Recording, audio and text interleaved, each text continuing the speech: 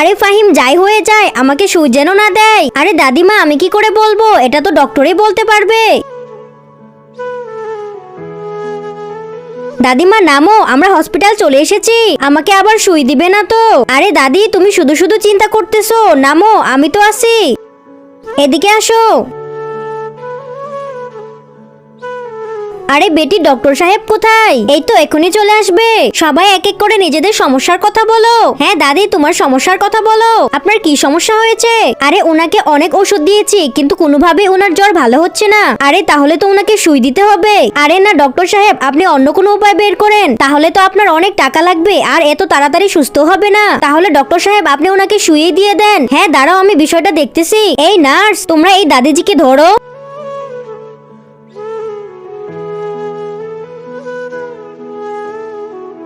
বাস দাদিজি, হয়ে গিয়েছে। তোমরা কে কে ছোটবেলায় মায়ের হাতে এরকম করে খাবার খেয়েছো? মাকে ভালোবাসলে ভিডিওতে লাইক করে চ্যানেলটিকে সাবস্ক্রাইব করে দাও, আর কমেন্ট বক্সে এই ইমোজিটা দাও।